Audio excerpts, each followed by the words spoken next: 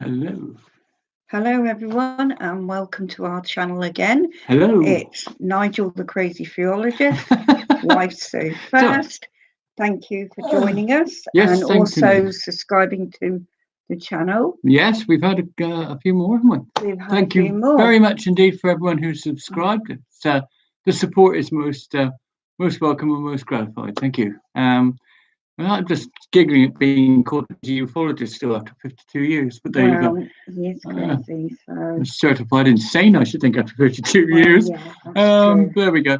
Right, tonight. Tonight, let's get down to business. Yep. I hope you all sat comfortably And I'll with begin. your coffees. Yeah. Or your teas or hot chocolates. Sounds like mother and child TV we used to get when we were kids. Okay, so the Good first thing evening. yes, thank you, dear. We're going to start tonight with, well, our main thing tonight is going to be about the ghosts and poltergeists, Ooh.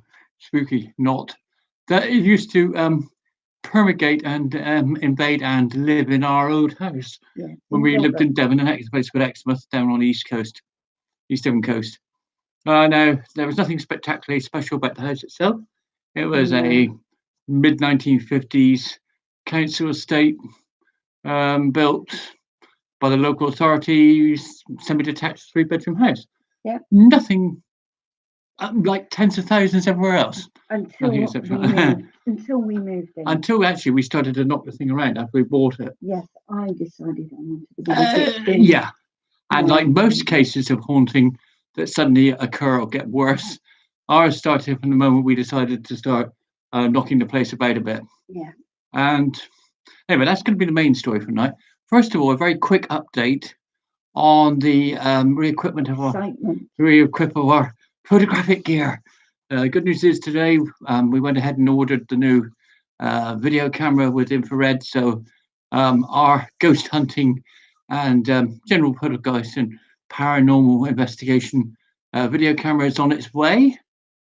We'll be soon able and well equipped to do our live ghost hunts on here on YouTube, Yes, which is going to be good.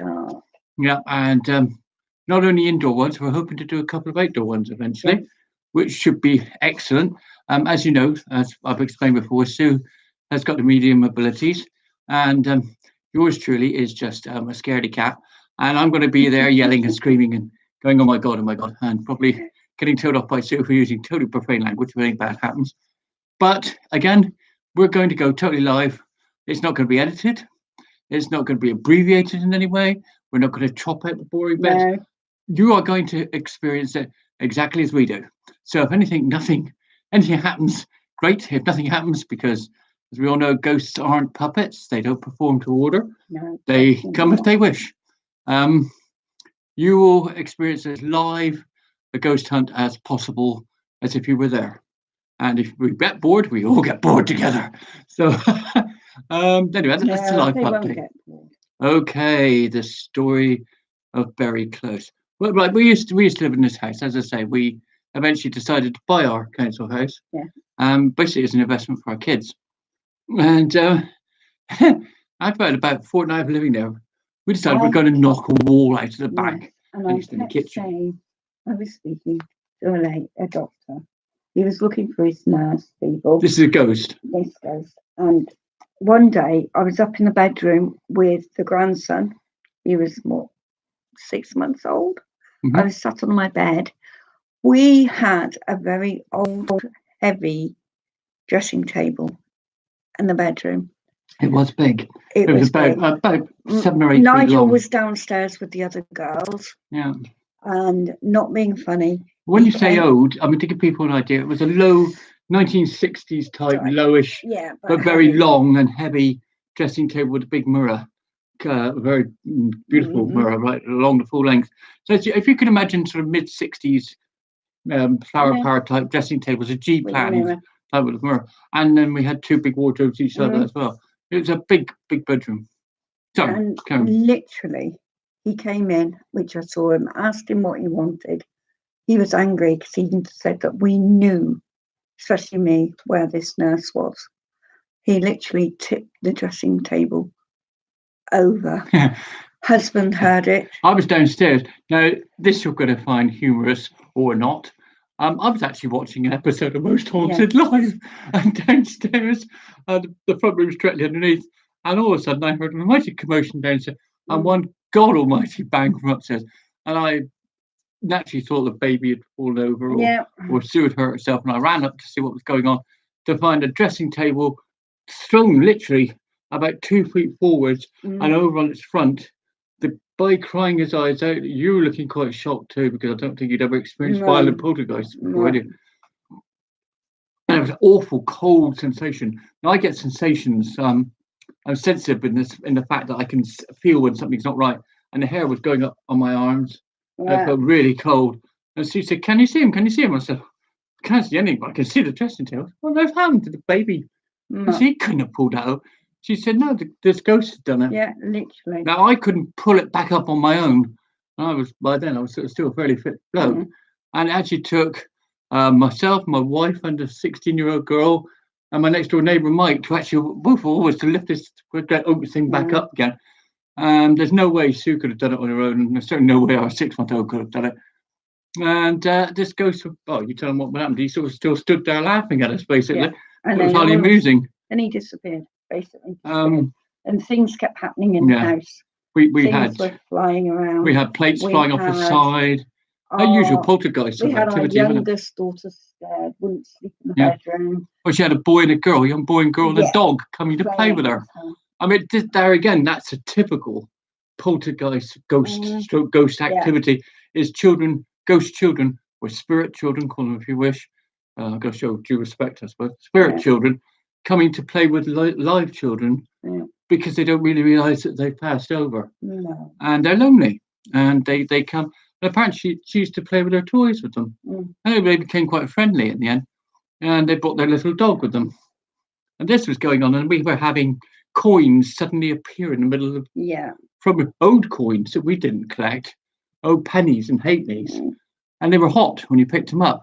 And I actually photographed them with infrared film, and it was white hot, and they'd suddenly appear in the middle of the kitchen or the front room floor, or you get a smell of lavender or cigarette tobacco or cigar tobacco, some really pungent pongs. So this was getting really beyond a joke. Yeah, that one that woke our daughter, and then they were waking me up. There was one stood right next to Nigel. This scared me. With a sword, saying he was going to kill him. Yeah. Because apparently I was not allowed in bed with him. So I woke Nigel. Well, you were his wife, and he still had the idea of a soldier. Waking Nigel, and he just went. I was a little bit freaked at that, to be honest. I mean, it's not very every day you get a poltergeist threatening to kill you. Like I say, silly. So. What about the bookcase in the bedroom? Yeah. I had my paranormal books up there. I've been collecting them all my life, and I had about 400, and they're in a massive 5 or 6 tier high bookcase. The bedroom, as I say, was very large. We had a space to put them on one side of the room, and I propped up the front door. I mean, it was well secure. And these books, again, we came downstairs. There was no one at all upstairs. Oh, so there's a mighty great row, and we came, and the whole thing had gone forward again, and the books were everywhere. Yeah. And the room was icy cold, icy cold. I mean, for an investigator myself, it was showing all the typical signs of a poltergeist stroke ghost haunting, and the place was getting ridiculous. And in the end, I said to Sue, well, I'm going to do some research on the house, because the figures, they were costume. One, the soldier was looking like Napoleonic costume. I said, this isn't right. This house isn't an old house. It's not Regency. So I said, as most ghosts occur, sometimes on what was on the ground before. And we had loads of orbs. Yeah, or orbs. We've got photos. Yeah, I've got orbs. I had a first stage manifestation of smoke appearing, a misty figure. I went down to the local library, nothing. All the old Ordnance Survey maps just showed farmland. Drew a blank where this estate was. And then I went to the local museum. We were very lucky next month. We had a little local museum there who were very keen amateur historians. And when I told them, they said, well, hang on. And they pulled out a map, and it showed the location of a tented Napoleonic prisoner of war camp from the age of the French Wars, Napoleonic Wars. And that backed from a valley about a mile away, and eventually came up to where our back garden was. And We where our did back go garden, out in the garden. yeah, And where- dug a plant. yeah, where our garden was actually the location of where a tented trauma ward would have been for the poor devils that were Mm. wounded or ill or very badly wounded or ill. And that backed onto where our front room wall was and where the television was, where these things sort of originated from behind the television. Mm. And it tied in with where the entrance to this ward had been. So now we had a clue as to why we were getting Napoleonic soldiers and everything, and doctors and nurses and everything turning up there. But it's because we had the remnants of ghosts and troubled souls who obviously had passed there, but couldn't pass Yeah. any further. So in the end, it got ridiculous. Yes. And you I decided to act. I was, although I know how to do it, obviously, because I had to write about this sort of thing. I wasn't prepared to do the cleansing ceremony No. myself. It was a family home, and I didn't want to risk getting it worse. We did not tell. I did not tell these. What do No, you call them? well, I called in two professional mediums, Yeah. who are very experienced on cleansing I and went that, up from the local spiritual yeah, circle. I went upstairs with the youngest children and shut the door. Oh, You were down there with our oldest daughter. this girl decided Cherry she wanted to Join in. join in, and we went with the two mediums there, and we stood around a makeshift table. Yeah, and all of a sudden, I just felt as if I had to cry. I was Yeah. crying really loud. Well, what happened And- downstairs is we were over there and we went around the table and they went through the ceremony. Yeah. And then one of the mediums said, "Oh my lord, here they come." There's a group of them. Yeah. There's an absolute group of them. And she was saying the portal was opening It where was the a TV was. doctor, yeah. And they were guiding them into the light. And she said this doctor was looking for the nurse. They found each other. And she helped him into the light. Yeah. The two children and a dog went through the light. So, The soldier went through because he was looking for his Mm. wife. The wife came for him. And there was about 7 or 8 of these ghosts going in. She said they performed a ceremony of cleansing and then shutting the portal down. And she said, now you'll find it'll be peaceful. I just And it couldn't went. stop crying. And I swear, now from the day night until the day we left, It there was never fine. anything ever. There was like a whole weight had been lifted off from the Mm. place. And you could go and there'd be no bangs or we began to get used to it, hadn't we? Yes, we had. So that was how how it got so bad. We gained infamy in the end because it appeared in Take a Break's Fate and Fortune Ooh. magazine as a 4-page article. It became for myself as a paranormal investigator, it was like a child in a sweet shop. Mm. I mean, it was my own built-in experimental lab, but it was also distressing for the kids. It was Yeah. distressing for the wife. I had 2 young girls and a baby, and it just didn't. It didn't feel right to have the children like that. I mean, the youngest, Joyce, she got quite sad that her friends are gone. Yeah, she wasn't happy on But, it. you have to do it in the end. So there you are. That was our experiences with ghosts and So, poltergeists. We're in hoping the home. to have some more ghost hunts coming up. Well, we think there We're is. thinking. We're thinking We there are is one here. desperately trying to find somewhere where disabled people can go with their carers. No, that is their another question, isn't it? problem is insurance. So Isn't it ever? we are desperately looking. So if anyone out there knows anywhere where we could go Where it is round the wheelchair Lancaster accessible. area, wheelchair, Wheelchair we accessible. will, If it's we will outdoor, go. 8-mile-an-hour scooter accessible. If it's outdoors, or wheelchair if it's indoors, because I know that there are people out there, good people out there, who run paranormal groups, who do ghost hunts for mobility hardship Yeah. people, disabled people. More power to you. Thank you so much for taking the time to think about people like myself who have problems with mobility. Bless you. God bless you. You're Just because they're great. in a wheelchair, they still Huh. normal. They want to just get on and do She things. called me normal. He's I'm in a wheelchair not. and she's called me normal. He's Yeah. not exception husband. I mean, I don't use a wheelchair all the time, but I cannot. I've got emphysema, so I can't walk too far. So I have to use a wheelchair to get around anyway. And And when So he isn't it starts nice? moaning, I leave him. too many cigarettes. He Don't smoke, literally, everyone. It's bad. you can walk around a supermarket with him and he'll start moaning about things. So I just park his wheelchair and go off. But we're going to do a few fun. Yeah. Because we've never done a proper ghost hunt together No. on film. This could be interesting. No, we haven't. This could be interesting. This could either lead to a blissful period of married bliss, or it could lead to the quickest divorce in paranormal history. We'll never get divorced. No one else would have us. That's true. Yeah. That's true. So anyway, there you go. That's the first chat. I'm just looking down to see how long I've been gabbling on for tonight. Quite some bit. Oh, so there you go. Very quick question. Yeah. Quick question. Good man. You're at home. I think I am now. Right? Yeah. Anywhere. Yes. You're at home, and you see you've got a ghost in your house. Mm-hmm. What would you do? Rule number 1: don't antagonise it. Well, if you're happy living with it, live with it. Yeah. And if it sort of mentions your name or it flickers a light on and off, basically more often than not, it's just time to say hello. Yeah. I'm here. You imagine if you were like we are living in probably normal now. Well, sort of. And you went up to people and saying hello, and they don't notice you. They're ignoring you. You go to the street, hi, and say hello, I'm here, and you've got to brush it. You go through them. It must be frustrating to the point of insanity. Whereas if you go and you sort of go, oh, for heaven's sake, you bang something on the table, and the person looks up and goes, oh, hello. You're going on about that late TV program.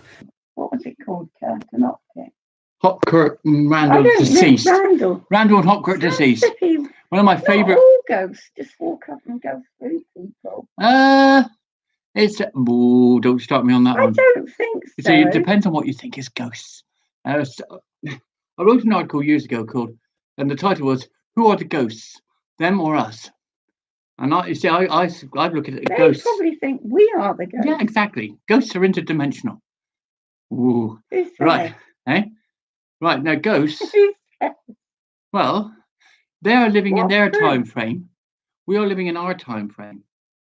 And when we see them, and we see them as ghosts, maybe they're seeing us as ghosts. So dimensions can mesh together. Well, we all know that because our existence is a combination of 4 dimensions: height, width, depth, and time.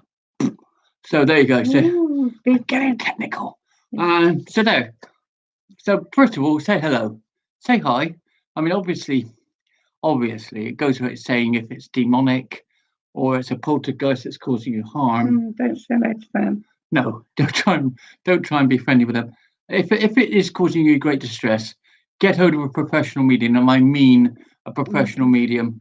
A local spiritualist church will help you, or contact anyone that you know, or even any famous person, or anyone. Look up on Facebook, but get someone who is experienced in cleansing and get him around to sort of try and perform a cleansing ceremony for you, because you don't want to have anything like that in your house if it's hostile.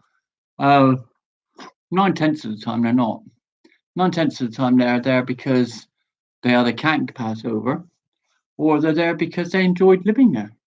And as far as they know, it's still their home, and you're the intruder. Yes, yeah. So, I tend to be a bit, what's the word I'm looking for? A bit gentle and a bit pacifist-like when it comes to spirit. I don't like antagonizing spirit unless I'm antagonized first. I don't like spirits that annoy women. Say hello. I got into terrible trouble a couple of times with ghosts where they've scared women or gone for women. I don't like that, and I'm an old-fashioned gentleman. I stand up there and I usually go something like, "If you want to scare, I'll scare a man.